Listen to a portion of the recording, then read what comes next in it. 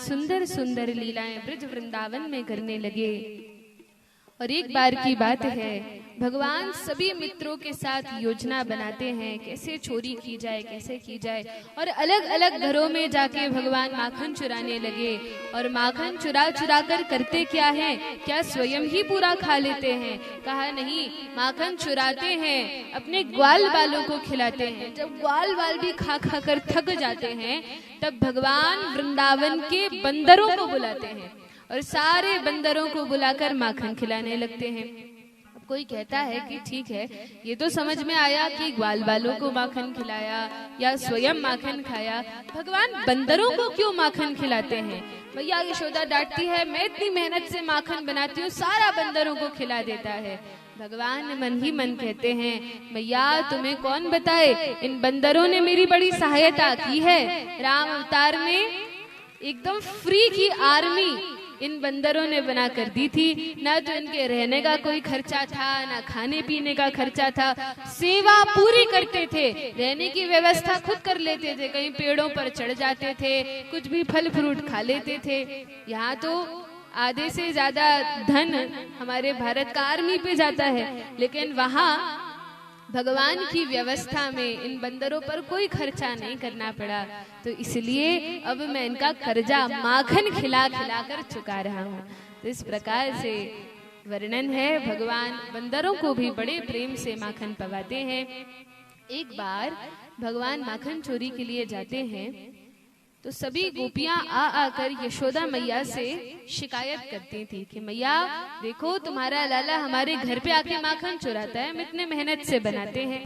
और मैया को विश्वास ही नहीं होता था कि मेरा पुत्र जो कि इतना लाडला है, इतने प्यार से मैं खिलाती हूँ, ये क्यों किसी के घर जाके चुराएगा? मैया विश्वास ही नहीं करती थी, क्योंकि भगवान इतनी मोहिनी मूरत बना लेते थे और इतने प्रेम से कहते थे, मैया तुम ही बताओ, मैं तुम्हें चोर दिखता हूँ क्या? अब मैया भगवान की बातों में आ जाती थी और कभी मानती नहीं थी। तब गोपियों ने सोचा, अब कन्हैया को रंगे हाथ पकड़ के मैया के पास ले जाएंगे। जब चोरी करेगा तभी लिपटे लिपटाए मुख में हाथ पकड़ कर ले जाएंगे और दिखाएंगे, देखो आपके लाला ने चोरी की है, तब मैया मानेंगी। कहा ठीक है, क्या करें? तो कहा ऐसे तो कितना भी समझाएंगे, बोलेंगे, मानेंगी नहीं, और पता चलता नहीं है कब किसके घर धावा बोल दे। इसलिए गोपियां बड़ी चतुर हो गई और जहां ऊंचे ऊंचे मटके बांधा करती थी, उन मटकों पर गोपियों ने घंटी लगा दी। और घंटी लगा दी, उससे क्या होगा, अब कन्हैया आएगा, माखन चुराएगा, जैसे ही मटकी पर हाथ लगाएगा ये घंटियां बजने लगेंगी। अच्छा, ऐसा प्रबंध कर दिया। अब भगवान भी बड़े चतुर हैं। एक दिन अपनी मंडली को लेकर जाते हैं गोपी प्रभावती के घर, और इसके घर जाकर भगवान माखन चुराने लगते हैं। जैसे ही माखन चुराने वाले होते हैं, सब बालकों के ऊपर भगवान खड़े हो गए और मटकी पर हाथ लगाने ही वाले थे, अभी हाथ लगाया नहीं था, अभी बच गए।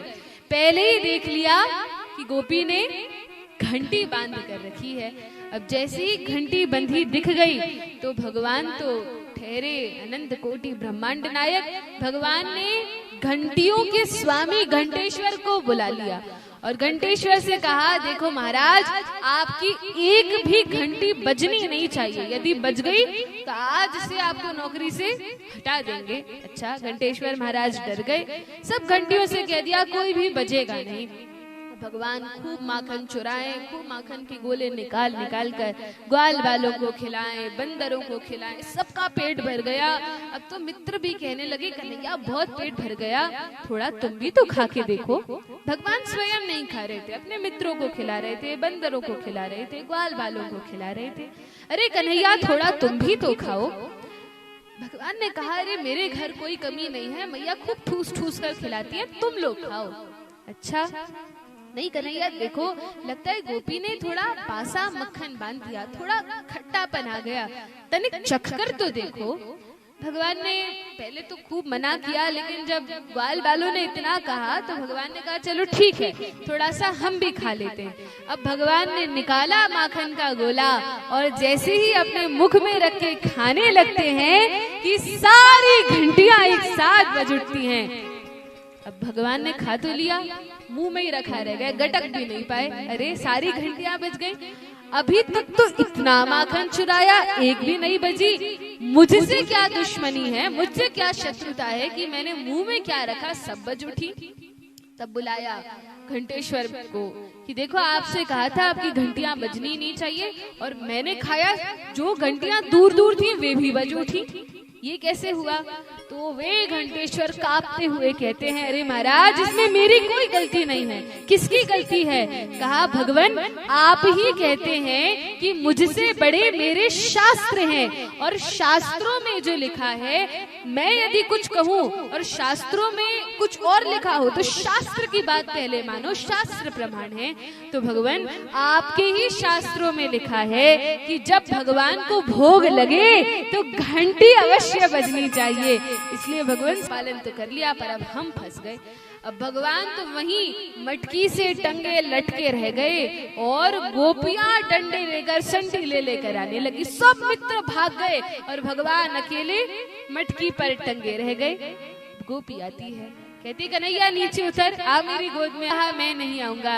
अब गोपी ने कहा तुझे तो मैं तेरे को ऐसे ही माखन मुख पर लगा है, रंगे हाथ पकड़कर अब ले जाती हूँ मैया के पास, देखते हैं अब यशोदा कैसे नहीं मानती।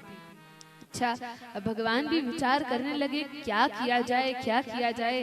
अब तो इस प्रभावती गोपी ने पकड़ ही लिया, तो हाथ से पकड़कर भगवान को ले जाने लगती है। मार्ग में ही सामने से नंद महाराज और बड़े बूढ़े ग्वाल बाल आ रहे थे। उनको देखकर सम्मान में गोपी ने क्या किया, घूंघट कर लिया, क्योंकि ब्रज में तो घूंघट की प्रथा है। घूंघट डाल लिया, और जैसे ही घूंघट करती है तब कुछ दिख नहीं रहा। भगवान ने सोचा अच्छा अवसर है, क्या किया जाए। तो कहा कि इसी गोपी का जो बालक है, भगवान का परम मित्र है, वो सामने से आ रहा था, और गोपी का घूंघट तो हो ही गया था। तो भगवान ने अपने मित्र को संकेत करके बुला लिया, कहा इधर आओ। और जैसे ही वो आया तो उसको इशारों में ही सारी बात समझा दी कि देखो तुम्हें करना क्या है, अपनी माता का हाथ पकड़ लेना चुपचाप, नहीं तो आज से दोस्ती टूट जाएगी। मित्र बेचारा भोला भाला था, कहा ठीक है। अब भगवान ने गोपी से कहा देखो मैया तुम तो बड़ी भोली भाली हो, तुम बड़ी अच्छी हो, मेरी मैया से भी अच्छी हो। गोपी ने कहा इतना क्यों मीठा मीठा बोल रहा है। गोपी समझ नहीं पाई, बड़ी भोली भाली थी। भगवान ने कहा गोपी देखो एक काम करो, मेरा हाथ छोड़ दो, क्योंकि मैं तो छोटा सा बालक हूँ, मेरी नरम नरम कलैया है, तुम इतनी जोर से पकड़ी हो सारा रक्त संचार रुक गया। गोपी ने कहा अच्छा ऐसी बात है, कोई बात नहीं, तुम्हारा दूसरा हाथ पकड़ लेती हूँ। भगवान ने सोचा ये भी ठीक है। अब गोपी ने जैसे ही कहा कि दूसरा हाथ पकड़ाओ, तो भगवान ने क्या किया, अपना हाथ तो छुड़ा लिया और उसी गोपी के लाला का हाथ पकड़ा दिया। और वह गोपी, उसको पता नहीं चला, वो बेचारी चलने लगी। भगवान ने क्या किया, अपना हाथ छुड़ाकर और पहले ही भाग के दौड़ के मैया यशोदा की गोद में जाकर बैठ गए। अभी गोपी पीछे से आ रही है, आकर चिल्लाती अरे यशोदा बाहर निकल, देख तेरे लाला को मैं रंगे हाथ पकड़ के लाई हूँ, मेरी बात मानती नहीं थी ना, देख आज तेरे लाला का मुख देख कैसे माखन लिपटा हुआ है। मैया सोचती है कन्हैया मेरी गोद में बैठा है और ये कहती है तेरे लाला को पकड़ के लाई हूँ। भगवान ने कहा देखो मैया मैं कहा करता था ना, ये गोपियां सारी झूठ बोलती हैं, मुझे फंसाने का प्रयास करती हैं। मैया ने कहा हाँ कन्हैया बात तो सही है। अब मैया बाहर गई, भगवान अंदर ही है कक्ष में। मैया बाहर गई, कहा क्या बात है गोपी, क्यों चिल्ला रही है, देख तेरे कन्हैया को पकड़ के लाई हूँ। मैया ने देखा तो उसी का बालक था। मैया ने कहा तनिक अपना घूंघट हटाकर देख किसके बालक को पकड़ के लाई है, कौन चोरी कर रहा था। तो देखा तो उसी का बालक था। अरे गोपी तो इतनी बावरी हो गई कि अपने बालक को भी कन्हैया समझने लगी। कहा अरे मैंने तो कन्हैया को पकड़ा था, तू कहाँ से सामने आ गया। कहने लगा मैया कब से तो कह रहा हूँ छोड़ दे छोड़ दे छोड़ दे, लेकिन तू छोड़ती नहीं है, बस यही रटे जा रही है कि आज तो तेरे को दंड दिलवाऊंगी, आज तेरे को दंड दिलवाऊंगी, मेरी बात ही नहीं सुनती। अच्छा ठीक है। अब इस प्रकार से भगवान बड़ी मधुर मधुर लीलाएं माखन चोरी की वृंदावन में करते हैं और पूरे ब्रज में भगवान प्रसिद्ध हो गए माखन चोर के नाम से। किस नाम से? बोलिए माखन चोर भगवान की जय। लेकिन भगवान वृंदावन में केवल माखन नहीं चुराते। भगवान माखन चोर के नाम से प्रसिद्ध अवश्य हैं, लेकिन भगवान केवल माखन नहीं चुराते। कहा क्या क्या चुराते हैं? तो बिल्व मंगल ठाकुर अपने सुंदर चौराष्टकम में लिखते हैं, व्रजे प्रसिद्धम नवनीत चौरम गोपांगनानाम च दुकूल चौरम। भगवान क्या क्या चुराते हैं? तो कहा भगवान माखन चुराते हैं, फिर व्रजांगनाओं के वस्त्रों की भी चोरी भगवान करते हैं, वस्त्र चुराते हैं। और क्या क्या करते हैं? तो कहा अनेक जन्मार्जित पाप चौरम।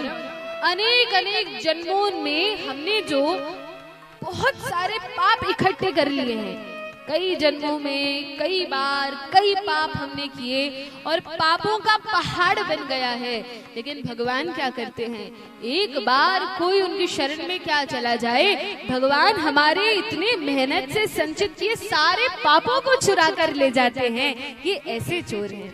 अच्छा, भगवान पापों को चुराते हैं और क्या करते हैं? कहा श्री राधिकाया हृदयस्य चौरम।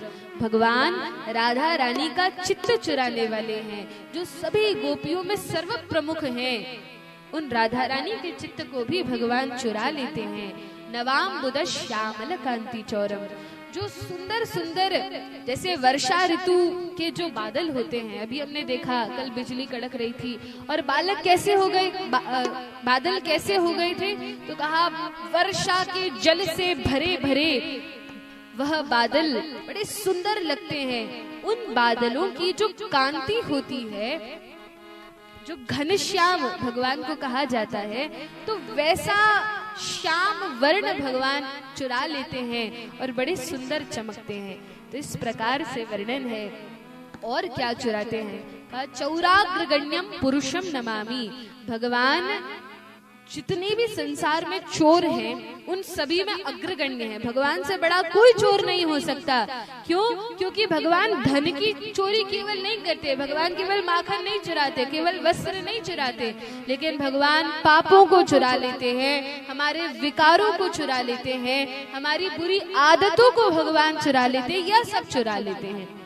और जो उनकी शरण में जाता है उसका हृदय भी भगवान चुरा लेते हैं। बोलिए हृदय बिहारी भगवान की जय। माखन चोर भगवान